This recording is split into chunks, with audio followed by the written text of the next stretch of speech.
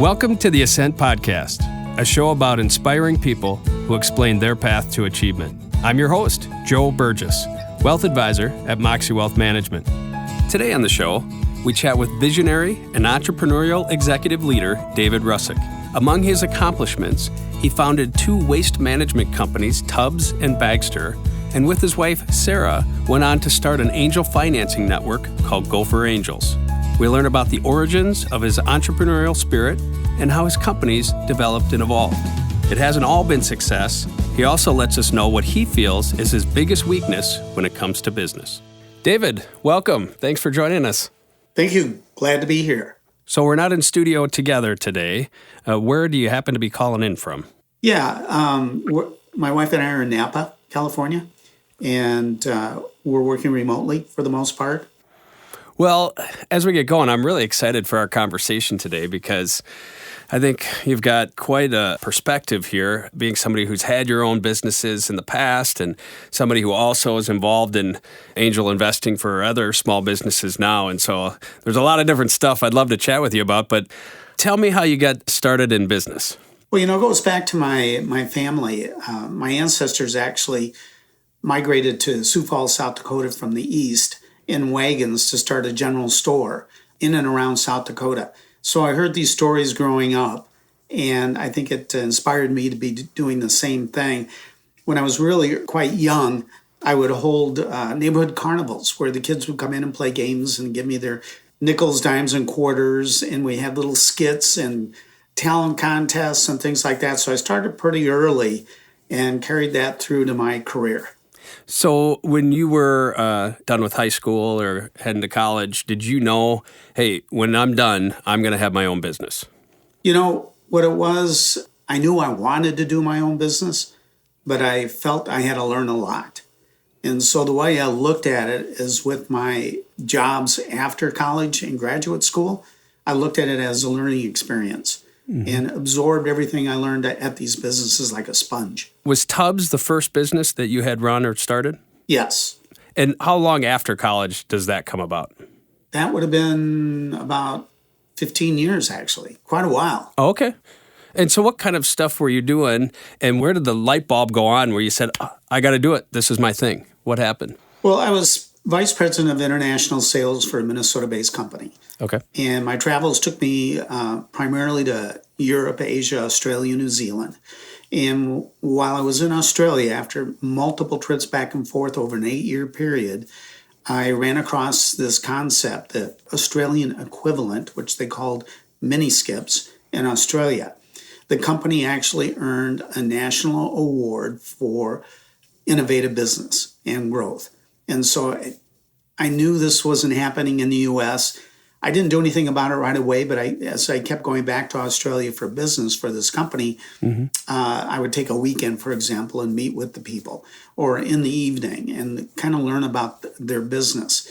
Then eventually I decided just to go ahead and take the dive and start this in Minneapolis, the TUBS business.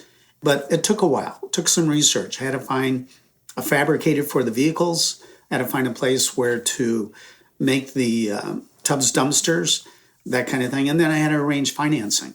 Is the value of the TUBS, was it the smaller size of the dumpster, or where was the differentiator where the marketplace didn't have a player? Yeah, good question, because it was a number of things. Size, yes. So for a lot of homeowners who are cleaning out their garage or maybe remodeling a bathroom, they didn't need a big, large 30-yard roll-off. A little 3-yard container would suffice and also didn't take up a lot of room. The other thing is we used cranes to deliver these TUBS containers.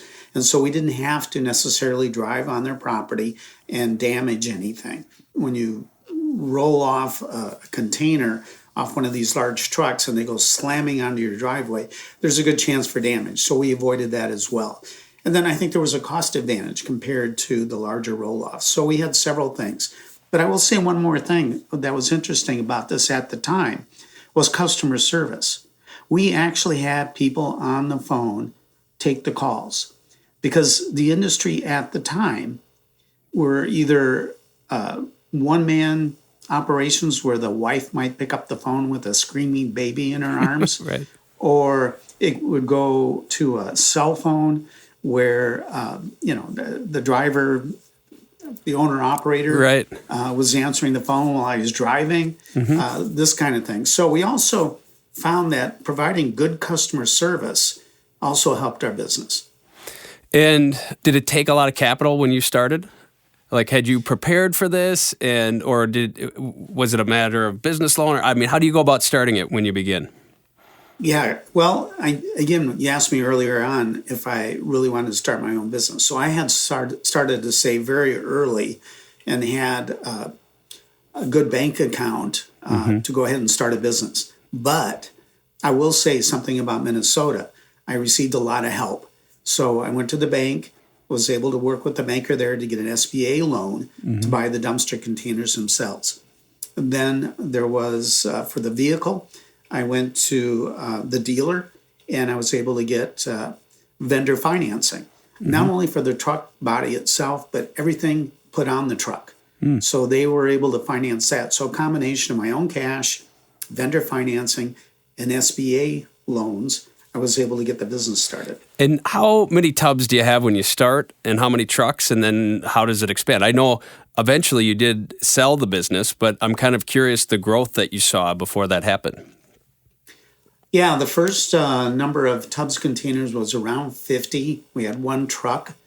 By the time we had expanded to Denver and Cleveland, plus our operation in Minneapolis, we had 15 vehicles and over 1,000 tubs containers. Wow.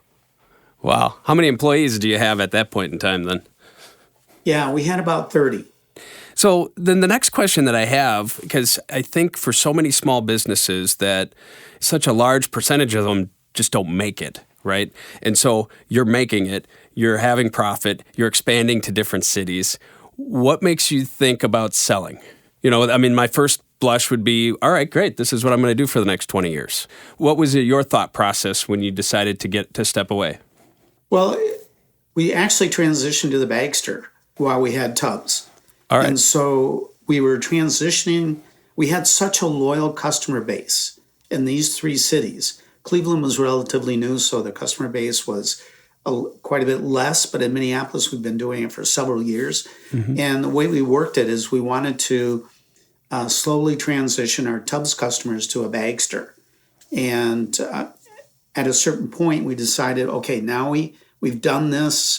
The tubs business is no longer necessary as far as our customers go. They have transitioned to the Bagster. And so we sold the tubs business to an operator in Denver. So they bought our Denver operation, and then we sold our Minneapolis operation to a hauler based in Minnesota. But that was after we had sort of transitioned a good number of our customers to Bagster.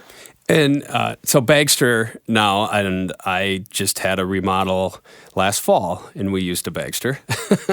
And so Right. I'm curious about the transition from the tubs to the Bagster. I imagine there's a considerable potential cost savings and less operations and all those kind of things. Talk to me about how your mind got transitioned to the Bagster from the tubs. We were introduced to the Bagster concept that came out of the UK. Where they had what they called a hippo bag. Mind you, it was not sized for the U.S. market. It was way too small. It would be less than your garbage can. But conceptually, it made sense. And we knew right away. I mean, we didn't really have to do a lot of research to figure out that there was going to be a market. Nonetheless, we started in Minneapolis as a test market. And it took us 6 months to get everything organized and to be able to hit our season, because tubs and Bagster are very seasonal, particularly in Minnesota. So we had to make sure that we started in August, had everything in place by early spring of the next year so we could roll it out. And what did that mean? I mean, we had about 70 retail outlets carrying our Bagsters. It means we had to get our first container load of Bagsters themselves out of China and delivered and cleared and set up in a warehouse. We had 2 designs for vehicles that we were going to test during this market test to see which were better, and several other things that we had to line up, but we did it all in 6 months and rolled it out that following spring. Now with Bagster, I imagine there was the potential for significantly more scale. And then I guess maybe a little more revenue because you're selling Bagster bags in stores, correct? Exactly. You hit it right on the nose. So with the TUBS containers, we had to deliver it, then we had to go back and pick it up. With the Bagster, they were in the retail store. Our potential customers who would call us later for a pickup would buy it in a retail store, and then with the Bagster sale to the retailers, we made money on that. And then when we charged the customer to come pick up the Bagster, we made money on that. So we had two revenue sources also. Right. So the whole model was a huge improvement over the TUBS concept. You mentioned that there was this transition of your TUBS clients to Bagster. Was it tough for people to early adopt into that new concept, that the bag itself would be strong enough for the kind of waste for remodeling and things like that? Was that slow at first, or did that just seem to transition rather easily?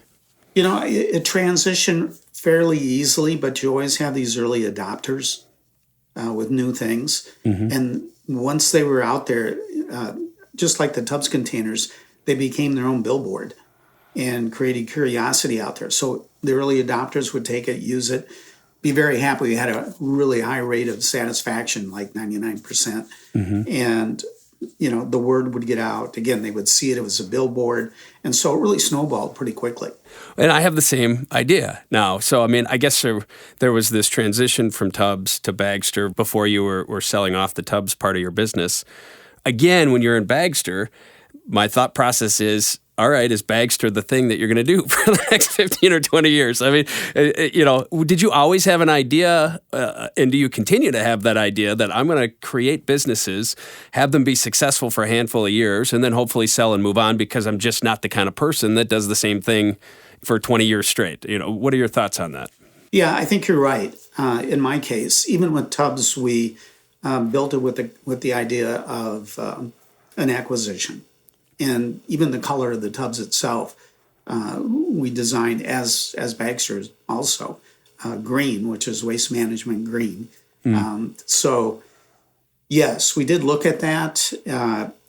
Particularly with Bagster, we built it to be scalable, easily scalable, including the software package that sort of ran everything behind the scenes. Mm-hmm. Made it very scalable. As an example, when Waste Management came in and acquired Bagster, we were in 15 U.S. metro areas around the country. In 1 year, because we had to made it scalable, they were in 100 communities in 1 year. Wow. Because it was scalable. And so we did that intentionally to increase the value of the company. Wow. That's fantastic. So how did you get your mind on the waste management business period? Was it a matter of, it was the idea I saw when I was in Australia, or is there anything in your education or history or your prior business? How do you get into waste management? It wasn't intentional. I was looking for, you asked me earlier about, my desire to own my own business. Mm-hmm. So while I was traveling globally, I was looking for things to do, things that would be of interest, that I could make a business out of. So that was number one. I wasn't intentional going after waste, but at the time when I was a VP of International, I was with Satellite Industries, mm-hmm. A Minnesota-based company and the largest portable toilet manufacturer in the world. Mm-hmm.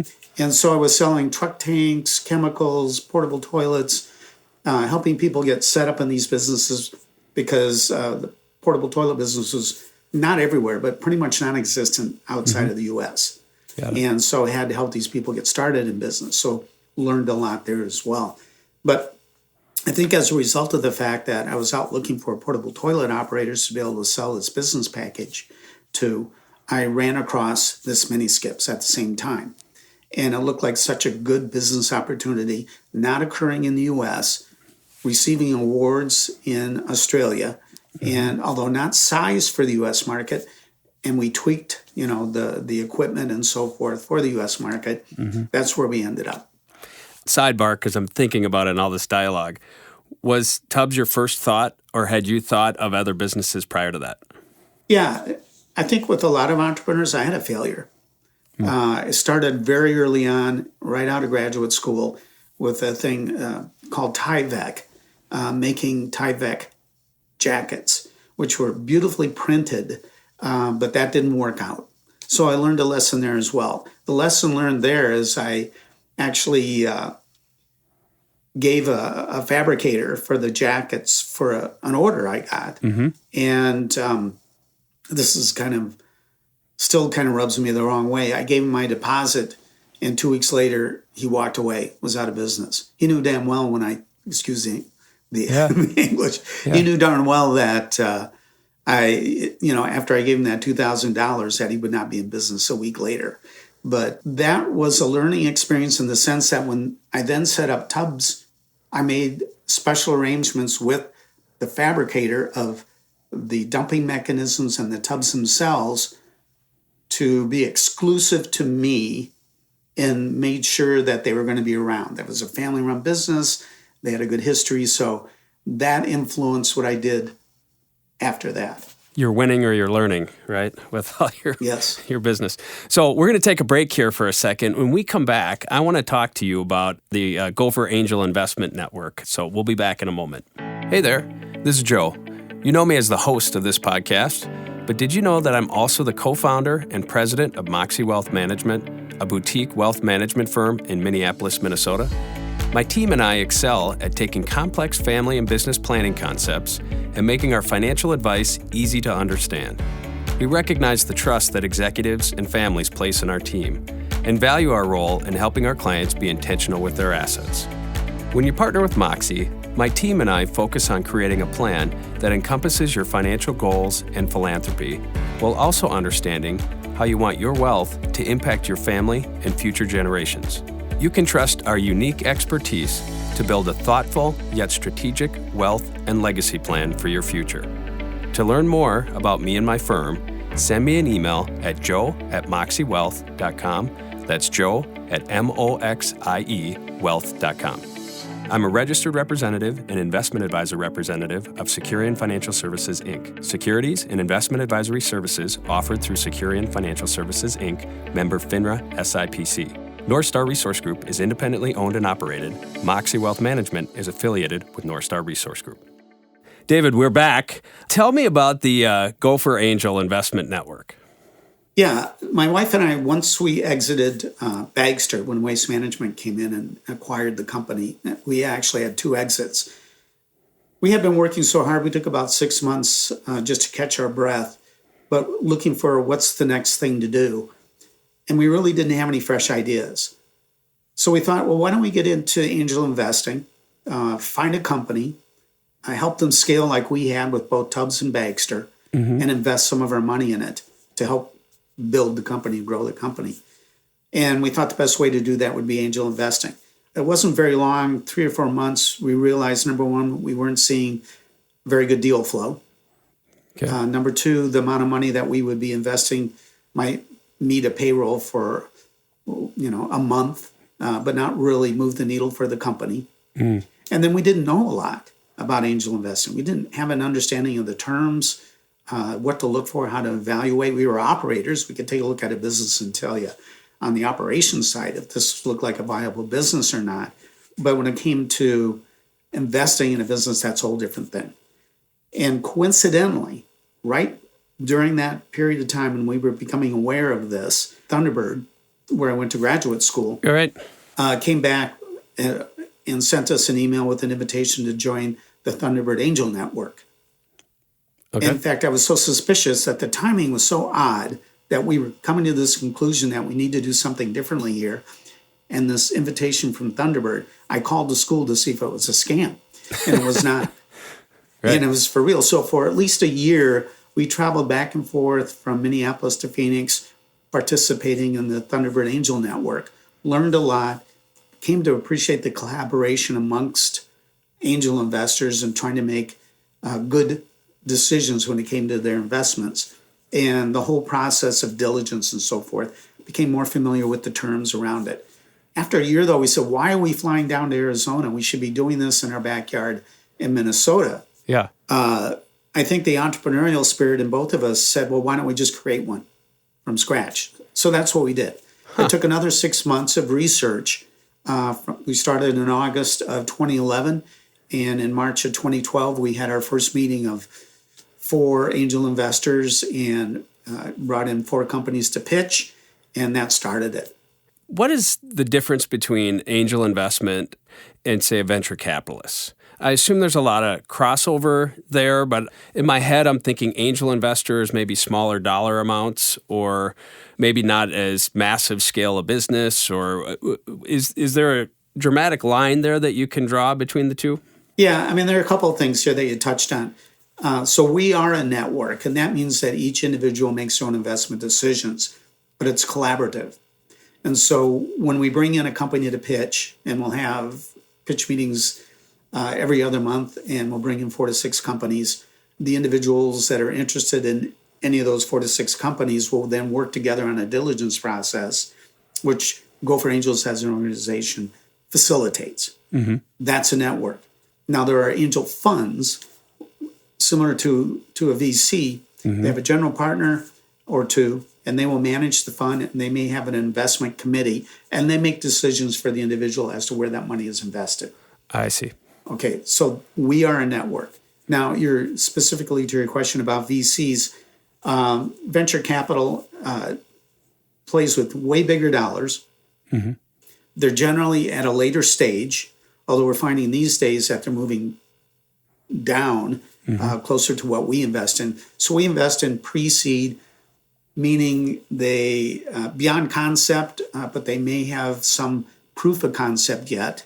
But very, very early or early stage, which is just one level up, where they may have some revenue or some intellectual property or whatever. Mm-hmm. So we're investing that. Now, the VCs will generally jump in at a much later stage than what we do. And dollar-wise, what does that mean? We're playing at a time for a startup when they're raising maybe anywhere from $500,000 to $2 million. Okay. A VC would be, depending on the company, but the VC would, be investing at least $5 million, and then up to God knows how much. I mean, there's no limit, but that would be your VC world. Right. Yeah. Thanks for that clarification. I think that paints a good picture. Now, pivoting away a little bit, what do you think some of your biggest mistakes in business have been? There's one that keeps echoing in my head is I was too trusting. I know that sounds bad. It doesn't mean I can't work with people, but we brought in partners at one point with one of our businesses, and we did everything we were supposed to do, and they held back. And in the end, it was not it was almost predatory. Mm-hmm. So I think, for anybody looking at starting a business, you need to evaluate and vet your partners as much as they evaluate and vet you. Mm-hmm. And I'm also thinking a little bit, probably as a matter of protecting yourself, it's important to construct some legal framework when you enter into these deals. I think a lot of times people get together and start these ventures, and if you don't have anything in writing, that it gives them a pretty good opportunity to be bad actors. Absolutely. I think everything should be documented, what happens if, just to prevent bad feelings so everyone knows what the rules are. Mm-hmm. And I think you're absolutely right.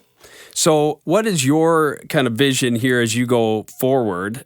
Does the Gopher Angel Investor Network, does that give you enough variety that that's something that you continue to do, or is you have your eyes set on something else as you're moving forward? Well, Gopher Angels is not a full-time job for me anyway. Mm-hmm. And so what I'm currently doing is helping startups, generally emerging growth startups, not real early, with strategic planning. So in 2 cases, it was strategic planning to lead to an acquisition. And then in the meantime, because that's not a full-time role, with one company that did get acquired, I was their sourcing manager. So sourcing ingredients for their food, for example. And then with this next one that I'm working with, where we put together a strategic plan for acquisition, I'm working on business development. So I'm busy doing those things at the same time as running Gopher Angels. Do you ever see yourself, quote unquote, retiring? Seems like you have too many interesting things going on. Well, a lot of it's just so much fun. I love Gopher Angels. I think it's the people in the organization are tremendous. The collaboration is great, and it's very gratifying to be able to help these startups. And I have a soft place, having done this myself, for these startups. So that's very gratifying. So I have a hard time seeing a day where I would give that up, maybe play less of a role, but a hard time giving that up. And when it comes to strategic planning, I love it because it's like game playing. What are you going to do next? How are you going to make this successful? And nothing, again, is more gratifying than seeing your strategy work and do well for everybody. Yeah. Well, that's great. Well, obviously, this is a podcast about successful people and learning how they became successful. How would you personally define success? It's different for everybody. I remember I was working with some people, and they just couldn't figure out what motivates me. And, first they said, well, you'll be able to ring the bell at NASDAQ. Well, that doesn't motivate me. You'll be rolling in dough. Well, yeah, there's motivation there, but that's not the prime motivation. That'll come if. I think what motivates me is there's a certain amount of creativity involved in starting these businesses, and to see them grow from nothing, contribute to the community through jobs, or in the case of startups, getting them funded, or giving angels a place to go where they can learn about angel investing and all this kind of thing. This is gratifying to me, and this is what I call success. And if the money will come if everything else comes together. And if you're the average person that's sitting out there and saying, I want to be just like David, I want to accomplish some of those things that he's done, what personal attributes do you think that you hold that have probably contributed the most to your success over the years? Yeah, I mean, there are a few things. Number one, I do listen to people. I'm coachable. That's been helpful because I keep my ears open for other people's input and learn from them. I'll absorb it. Does it work for me? Then I'll adopt it. So I think being coachable, being open to listening to other people and their ideas is a good trait. The other thing is, particularly when we started TUBS, persistence, just being dogged at it really made it succeed because it was tough in the beginning. I mean, we were working 90 hours a week, and it was for a long time, and it took a lot of effort. But I think that's important too. If you believe in the vision, you need to be persistent. David, I really appreciate our conversation today. It's been interesting to hear all the details about your success and your continued entrepreneurial spirit as it evolves in different forms here. Thanks for being part of our podcast and sharing some of your wisdom. Well, thanks for having me, and I hope this is helpful for some of your listeners.